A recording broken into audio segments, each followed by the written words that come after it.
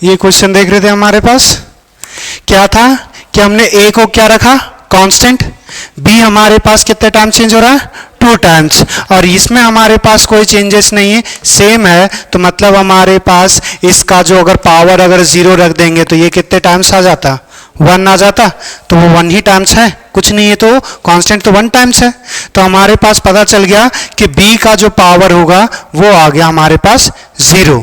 दूसरा, अब ए के बारे में अगर पता करेंगे तो अब यहां देखो, यहां से हमारे पास फर्स्ट और सेकंड करेंगे, फर्स्ट और हमारे पास सेकंड लेंगे, तो ये क्या हमारे पास कांस्टेंट, इसमें हमारे पास कोई चेंजेस नहीं, तो बी के हिसाब से कोई भी रेट चेंज नहीं होगा। अब यहां से देखो, अब यहां पे ऐसा मत करना कि फर्स्ट सेकंड लिए, यहां पे फर्स्ट थर्ड ले लोगे, जिस पे बात कर रहे हैं उस पे फिक्स, जैसे यहां पे फर्स्ट पे 1/3 लिए थे तो यहां पे भी 1/3।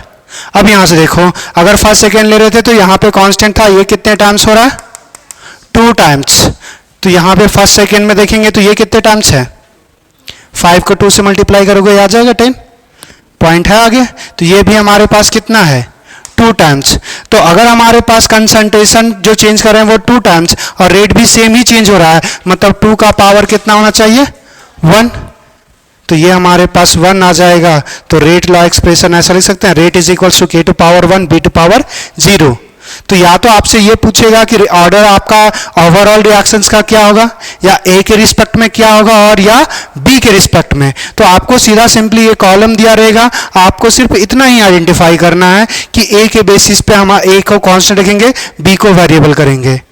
अब ऐसे बहुत रेयर क्वेश्चंस आएंगे जिसमें एक बार ए का कांस्टेंट देगा या बी का कांस्टेंट देगा, बाकी बात हमारे पास दूसरे का कांस्टेंट होगा ही नहीं, तो कम से कम एक का बेसिस पे तो पहले से पता है ना, तो वो कितना चेंज करेगा वो हमें मालूम है, तो बस देखना दूसरा टर्म्स कितने पर चेंजेस हो रहा है। जैसे अगर हम लास्ट क्वेश्चन ये सब बना रहे थे तो हमारे पास पहला ए के बेसिस पता था मगर फिर बी के बेसिस पे पता नहीं था, मगर ए और बी दोनों चेंज हो रहा था, तो वैसे जैसे पता करे थे सेम यहां पे भी पता करेंगे। अब देखो यहां पे नेक्स्ट क्वेश्चन देखना, यहां देखो कोई भी कांस्टेंट नहीं है, तो वही सेम क्वेश्चन आ गया। अब यहां देखो यहां पे कोई कांस्टेंट है, तो एक अगर आपको 2 टाइप का क्वेश्चन दे सकता है जिसमें हमारे पास ए और बी दोनों कांस्टेंट हो एक एक वैल्यू, और हमारे पास या तो फिर दूसरा क्वेश्चन ये होगा कि हमारे पास कोई एक कांस्टेंट दिया रहेगा, दूसरा कांस्टेंट नहीं दिया रहेगा। तो ये हमारे पास अगर कांस्टेंट है तो ये कितने टाइम्स चेंज हो रहा है 2/3 लिख सकते हैं, अरे ये 2 हमारे पास 3 से डिवाइड करेंगे तो 3 2 जा 6, 3 3 जा 9, तो हमारे पास ऐसा लिख दें इसको, ये 2/3 टाइम्स हमारे पास चेंज हो रहा है। अब यहां से देखो ये कितने टाइम्स हो रहा है, 3 से फिर से डिवाइड करो,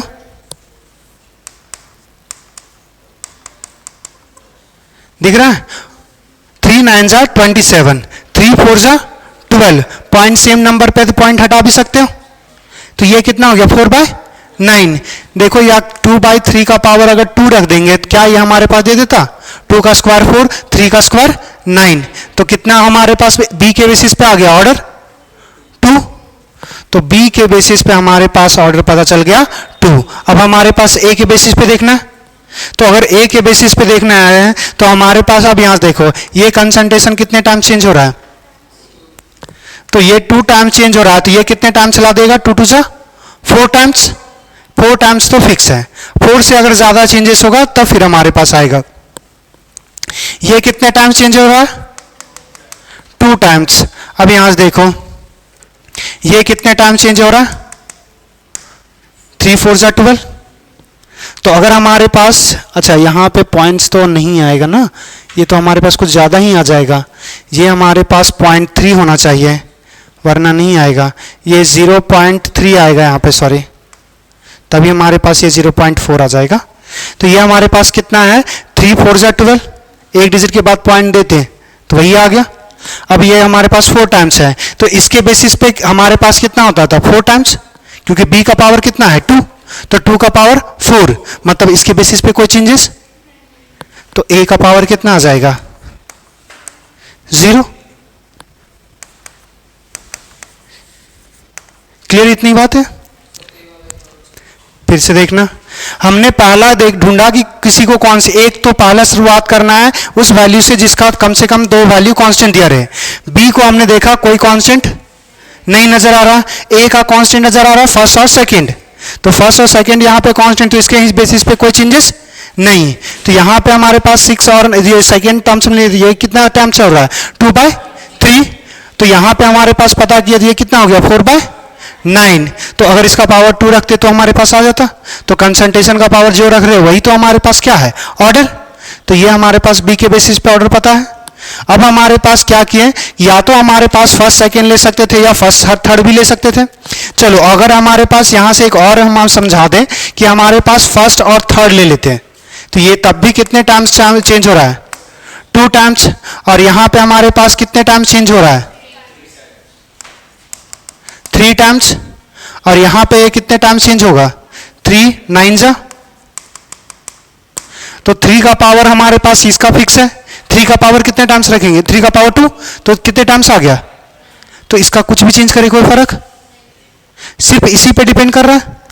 अब दूसरा अगर यहां पे कर रहे थे कि जैसे 2 टाइम चेंज हो रहा है ये 2 टाइम चेंज हो रहा है, तो वो रेट कितने टाइम चेंज हो रहा है 4, तो ये सिंगल बी ही कितने टाइम चेंज कर देगा 4 टाइम्स, तो मतलब ए का कोई कंट्रीब्यूशन नहीं है, तो ए का पावर कितना आ जाएगा, तो या तो आप फर्स्ट सेकंड ले सकते थे या फर्स्ट थर्ड भी ले सकते थे, उससे कोई फर्क नहीं पड़ जाएगा।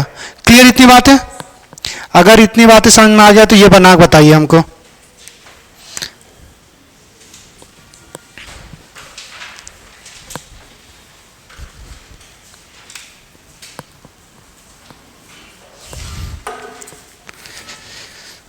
सेम काम करना है, देखो यहां पे हमारे पास कांस्टेंट नजर आ रहा है, खत्म, यहां पे कांस्टेंट नजर आ रहा है, अरे फर्स्ट और लास्ट क्या है,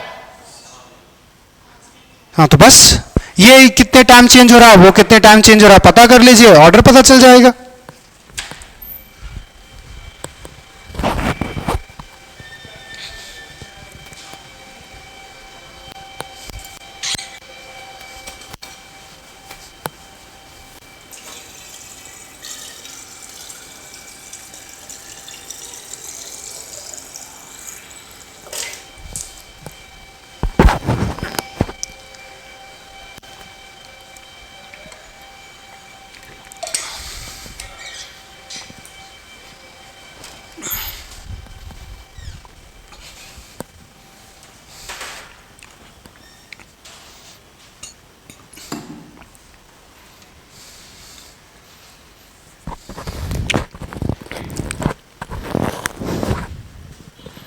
किसी का कुछ बनना,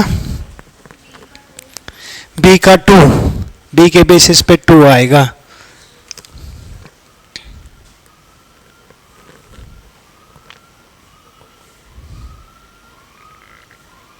सबका यही आ रहा है बी के बेसिस पे 2,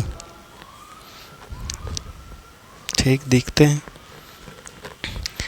ए के बेसिस पे पता कीजिए, ए के बेसिस पे 0, ऐसा तो नहीं होना चाहिए, फिर भी पता नहीं, नहीं 0 तो नहीं होगा,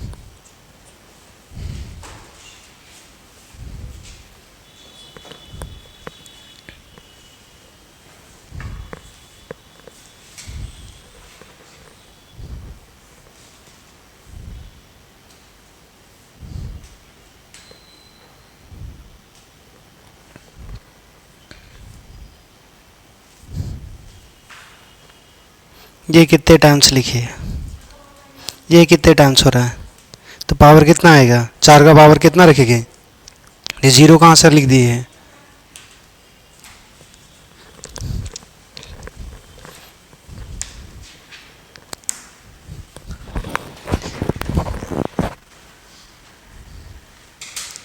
तुमको 2 नंबर कंपेयर करने नहीं आता अभी तक, टेबल बनाया, टेबल में पूरा लिखे भी हो तो तुम्हारे पास सीधा देखना है कितने टाइम्स कंसंट्रेशन चेंज हो रहा है।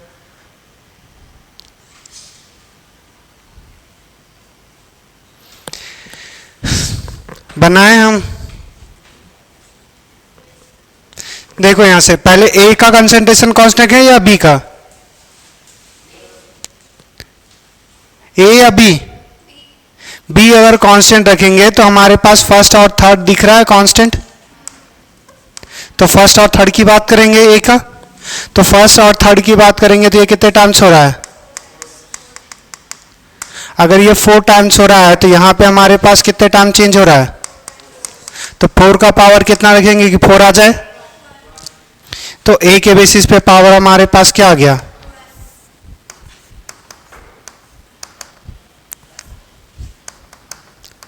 अब पता करेंगे हमारे पास बी के बेसिस पे, तो बी के बेसिस पे पता करने के लिए ए को क्या करेंगे कांस्टेंट, तो अगर ए को कांस्टेंट रखेंगे तो देखो फर्स्ट और हमारे पास सेकंड क्या है, सॉरी सेकंड और थर्ड हमारे पास कांस्टेंट, यहां पे सेकंड और थर्ड की बात करेंगे तो ये कितने टाइम्स चेंज हो रहा है, 2 टाइम्स चेंज हो रहा है, यहां पे अगर हम बात करेंगे तो ये कितने टाइम चेंज हो रहा है, तो 2 का पावर कितना रखेंगे,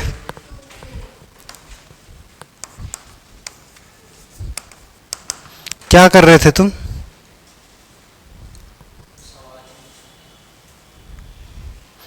यही बोलते ना कौन दुनिया में रहते हो, सवाल ही नहीं समझना, इससे पहले 2 क्वेश्चंस बना चुके हैं, फिर ये तीसरा क्वेश्चंस बनाए और बोल रहे कि क्वेश्चन ही नहीं समझ में आया क्या था, कंसंट्रेशन दिया हुआ, रेट दिया हुआ, तो इससे पहले लॉ समझ में आया था, है क्लास से बाहर निकाल देंगे, यहां पे सिर्फ बैठने के लिए आते हो, भगवान ने एक मुंह दिया है जिसका यूज करना होता है, जहां ना समझ में आए तो पूछना होता है, और बैठना है तो फिर बैठनी, बैठने का पैसा दिए हैं बैठिए, कोई मतलब नहीं हमको, टीचर तुमको थोड़ी है कि गोदी में लेके ओ बाबू क्या हुआ,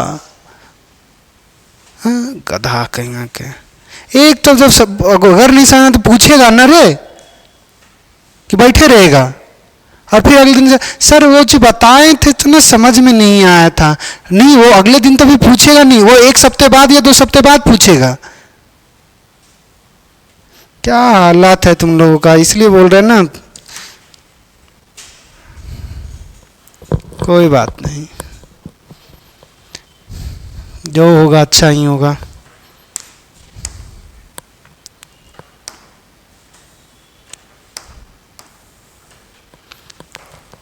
चलिए ये क्वेश्चन दिख रहा है, यहां पे रेट लिखा हुआ है, कंसंट्रेशन ए लिखा हुआ है, कंसंट्रेशन बी दिया हुआ है, आपसे पूछा हुआ ए और बी के रिस्पेक्ट में हमारे पास ऑर्डर क्या होगा, ट्राई कर सकते हैं, बनाइए तो,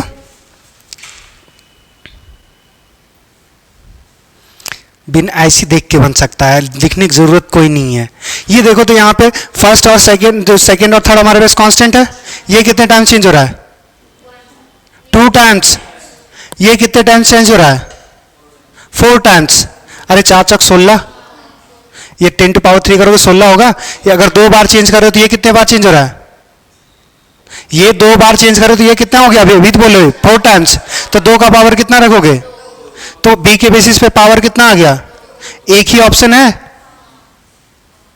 बी का तो हमारे पास सिर्फ 2 ही है, एक ही ऑप्शन है, अब अगर हमारे पास ए के बेसिस पे अगर हम पता करेंगे तो बी का फर्स्ट सेकंड क्या है, ये कितने टाइम चेंज हो रहा है, 2 टाइम्स, ये कितने टाइम चेंज हो रहा है, ये भी 2 टाइम्स, तो पावर क्या आ जाएगा, तो हर बार कुछ नहीं करना था, इतना छोटा सा लिखा हुआ है, यहां पे हमारे पास ये कांस्टेंट हो गया, ये हमारे पास 2 टाइम्स हो गया, अगर ये 2 टाइम्स है तो यहां पे हम बात करेंगे तो ये 4 टाइम्स आ गया, तो 2 का पावर कितना आएगा 2, तो हमारे पास रेट अगर लिखना चाहेंगे तो ये k into concentration of A into concentration of B, B के बेसिस पे 2 पता चल गया, अब हमारे पास चेंज करेंगे, दूसरा टर्म्स देखेंगे, ये दोनों हमारे पास क्या हो गया कांस्टेंट, ये हमारे पास 2 टाइम्स, ये हमारे पास 2 टाइम्स, तो 2 का पावर हमारे पास 2 रखेंगे, सॉरी 2 का पावर 1 रखेंगे, तो ये आ गया,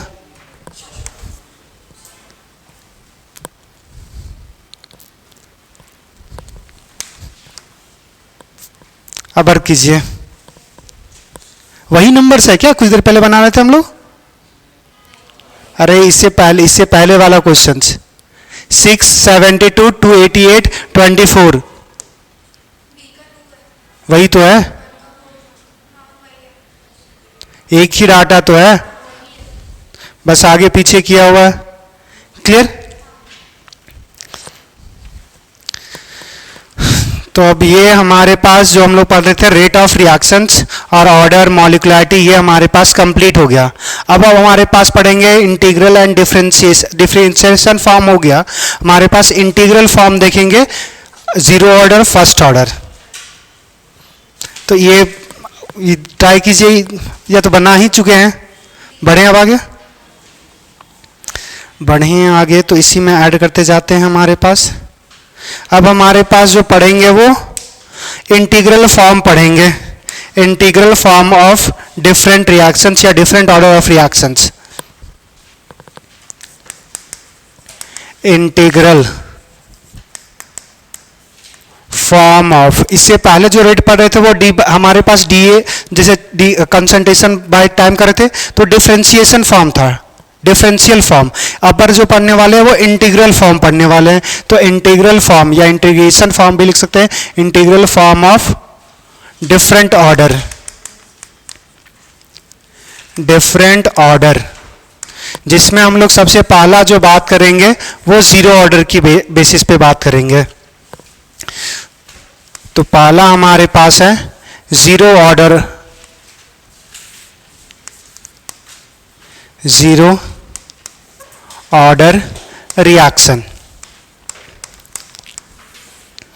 अगर हमारे पास कोई रिएक्शन जीरो ऑर्डर रिएक्शन है तो हमारे पास क्या लिख सकते हैं, सॉरी, हमारे पास रिएक्टेंट ए कंसीडर किए, ए से हमारे पास क्या फॉर्म हुआ, प्रोडक्ट।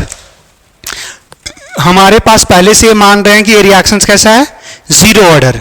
जीरो ऑर्डर अगर मालूम है तो रेट बराबर हमारे पास क्या क्या लिख सकते हैं, ऐसा लिख सकते हैं, concentration of A by change in time, differentiation form यही था। बस ये क्या आ जाएगा, पावर माइनस में आ जाएगा। दूसरा, रेट बराबर रेट लॉ एक्सप्रेशन से भी लिख सकते हैं।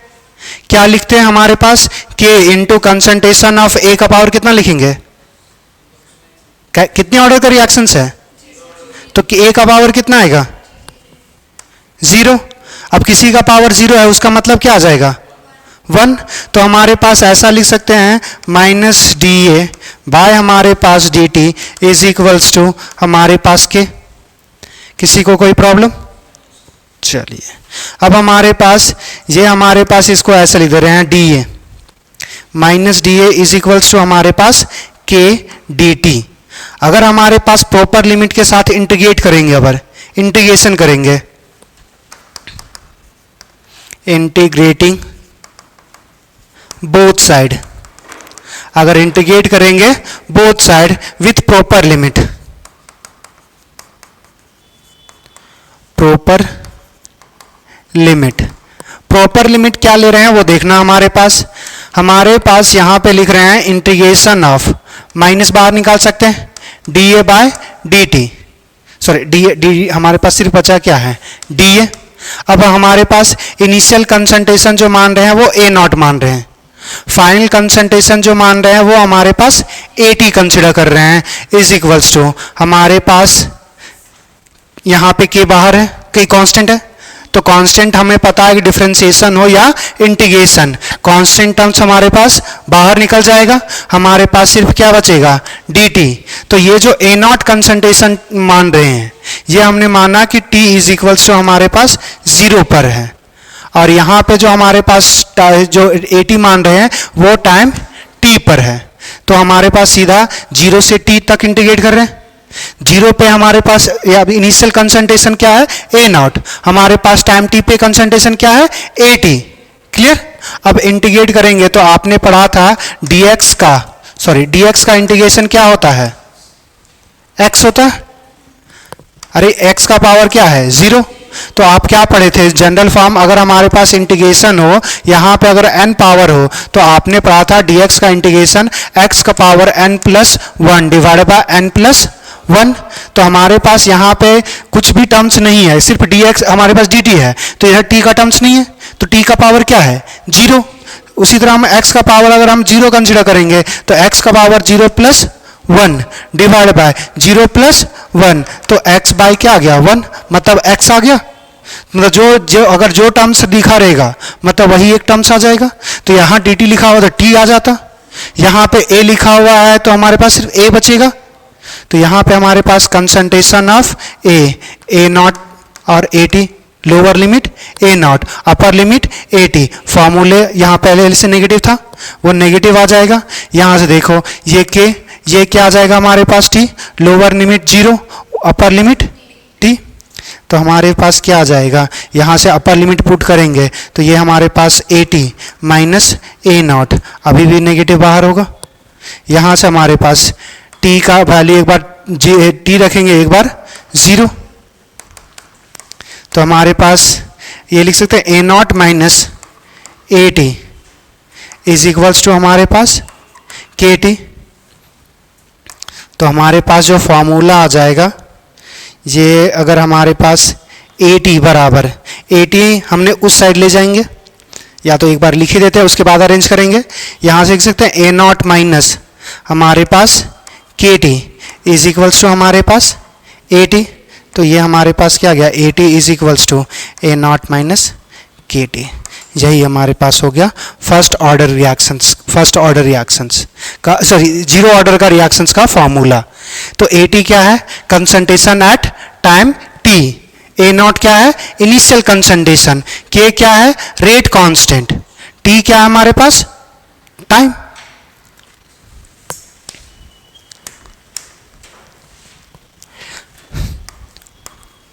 Where A T is equals to हमारे पास क्या आ जाएगा, कंसंट्रेशन एट टाइम टी। अच्छा इसको यहाँ पे लिख दे तो बेहतर होगा। हमारे पास ए नॉट क्या है, इनिशियल कंसंट्रेशन और हमारे पास टी क्या है, टाइम। और यहाँ पे के क्या हमारे पास है, रेट कांस्टेंट। अच्छा एक चीज छूट गया, आपको रेट कांस्टेंट का हमने यूनिट नहीं बताया ना, कोई बात नहीं, बात कर लेंगे आगे की बात कर लेंगे। पहले अभी ये कंप्लीट करें तो ये कंप्लीट कर लेते हैं।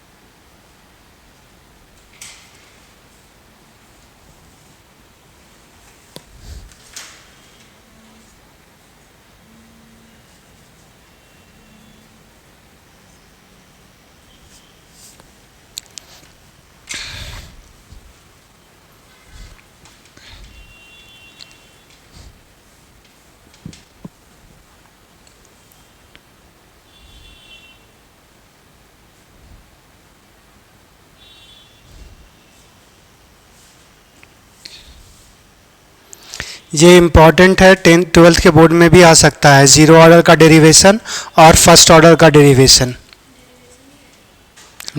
आ सकता है। कोई बड़ा चीज़ नहीं है, सिंपल इंटीग्रेशन है वो।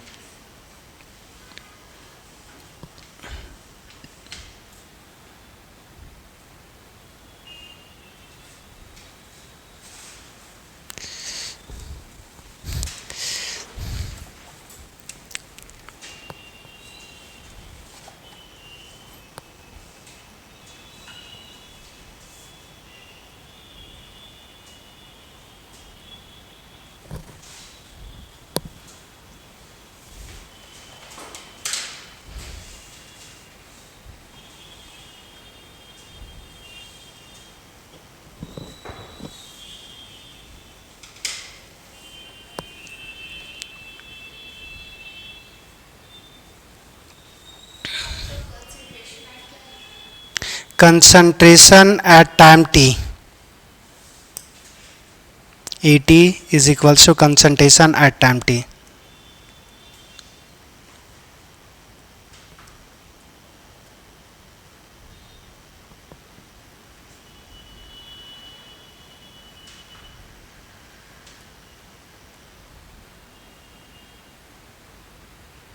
हो गया?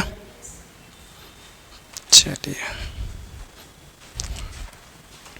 नेक्स्ट अब हमारे पास देखना था, ये हमारे पास हो गया। अब नेक्स्ट देखना half life. Half life of zero order reactions. हमारे पास जीरो ऑर्डर रिएक्शंस का हाफ लाइफ क्या होगा? हाफ लाइफ तो समझ में आता है, क्या होता है हाफ लाइफ? क्या किसी का अगर 100 साल जिंदगी होगा तो 50 साल, तो जितना जिंदगी, जितना एक रिएक्शंस का लाइफ होगा उसमें हमारे पास आधा लाइफ, सॉरी हाफ लाइफ आएगा। Half life. अब हाफ लाइफ हमारे पास, तो हाफ लाइफ में क्या होगा कि हमारे पास रिएक्टेंट का जो कंसंट्रेशन होगा वो कितना हो जाएगा? आधा। तो हमारे पास कंसंट्रेशन एट टाइम टी जो मान रहे हैं वो कंसंट्रेशन कितना हो जाएगा? ए नॉट बाय 2। ए नॉट क्या कंसिडर किए थे? Initial amount.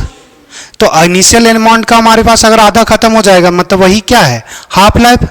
तो half life is a time at which 50% of reactant is consume या 50% ऑफ रिएक्टेंट इज लेफ्ट। या तो 50% खत्म हो चुका है या तो 50% बचा हुआ है। तो वो टाइम जिसमें हमारे पास ये 50% कंज्यूम हो चुका हो या 50% बचा होगा वही हमारे पास क्या कहलाता है? Half life.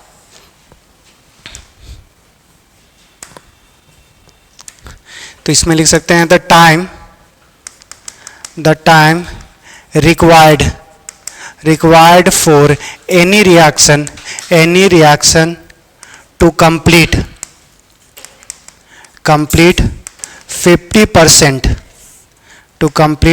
50% of it reaction is known as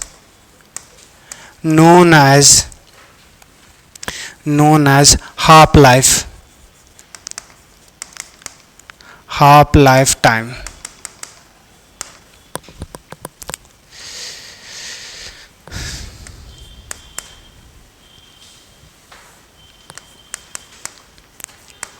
At half life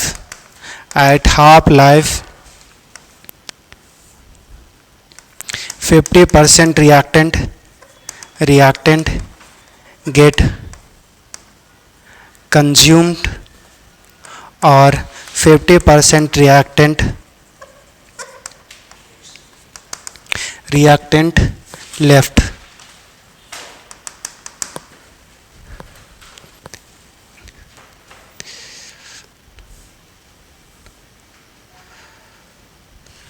यहाँ पे ऑफ द रिएक्शंस आ जाएगा, sorry. The time required for any reaction to complete 50% of the reaction is known as. ठीक है। दूसरा हमारे पास, अच्छा अब यहाँ से लिख सकते हैं कि AT का जो हमारे पास वैल्यू आएगा वो क्या हो जाएगा? A naught by 2। तो हमारे पास फॉर्मूला हमने अभी क्या निकाला था कि AT, या फिर यहाँ से लिख देते हैं for zero order zero order हमारे पास रिएक्शंस के लिए क्या हो या लिख सकते हैं, हमारे पास फॉर्मूला था AT is equals to A naught minus KT for half life,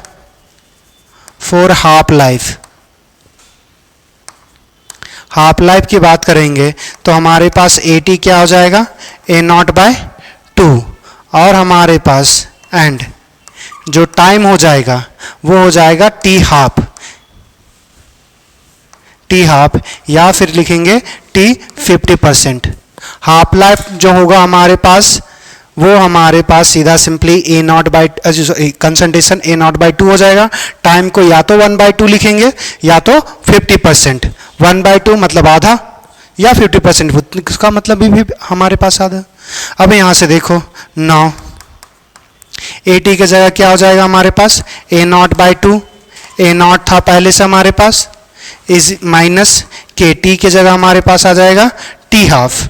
अब यहाँ से देखें, अगर हमारे पास यहाँ से लिखना चाहेंगे तो A नॉट बाई 2 माइनस हमारे पास A नॉट आएगा, ये प्लस का उधर चला जाएगा तो माइनस में, is equals to minus T half होगा। अब यहाँ से देखें, यहाँ से कुछ नहीं, A हम कॉमन ले लेंगे तो 1/2 माइनस 1/2 दे देगा, या हमारे पास लिख सकते हैं direct minus A not by 2 आ जाता, इज इक्वल्स टू हमारे पास क्या है minus KT, minus minus cancel, अच्छा T नहीं T हाफ लिखेंगे तो यहाँ से T हाफ बराबर क्या आ जाएगा हमारे पास, T हाफ बराबर A नॉट बाई 2 K आ जाएगा। अब यहाँ से देखो, ये जो T हाफ है वो इनिशियल कंसंट्रेशन पे डिपेंड कर रहा है, इनिशियल कंसंट्रेशन पे डिपेंड करेगा। तो अगर हमारे पास इनिशियल कंसंट्रेशन पे डिपेंड करेगा तो यही हमारे पास जीरो ऑर्डर का एक मात्र रिएक्शंस है जो इनिशियल कंसंट्रेशन पे डिपेंड करेगा, मतलब वो पावर 1 होगा। फिर जब बात करेंगे फर्स्ट ऑर्डर तो वो कंसंट्रेशन से इंडिपेंडेंट हो जाता है। जब सेकेंड ऑर्डर की बात करेंगे तो वो रिसिप्रोकल में चला जाएगा, वो देखेंगे आगे। तो यहाँ से लिख सकते हैं कि हमारे पास जो T हाफ होगा वो directly proportional to A naught होता है। इस चीज़ को थोड़ा सा समझने के लिए देख सकते हो, एक चीज़ बताते हैं, यहाँ से देखना,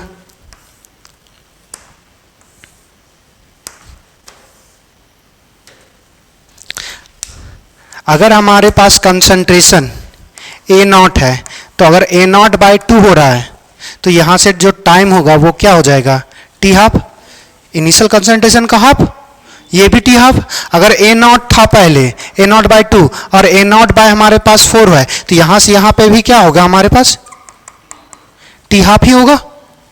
यहाँ से A नॉट बाय 4 था और A नॉट बाय 4 से हमारे पास A नॉट बाय 8 कर रहे हैं, इसको भी तो 2 ही से डिवाइड कर रहे हैं, तो ये भी जो टाइम रिक्वायर्ड होगा वो क्या होगा हमारे पास T हाफ। अब यहाँ से समझना, अगर हमारे पास पहले से मानते हैं कि ये T हाफ, कुछ मान लेते हैं कि यहाँ पे हमारे पास 10 मिनट था, यहाँ पे पता है कितना हो जाएगा,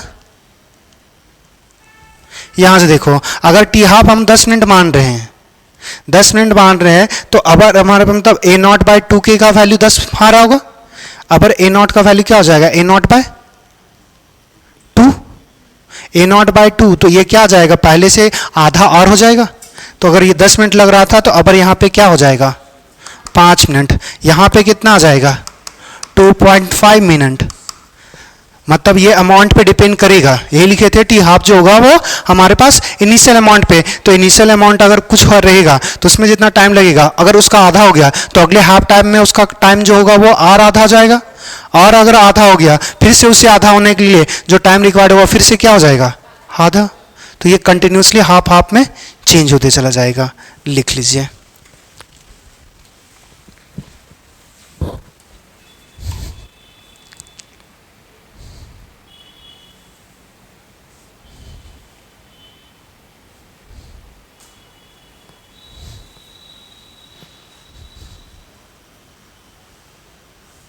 ये क्लास हमारे पास कितने बजे तक, 5 बजे तक था ना।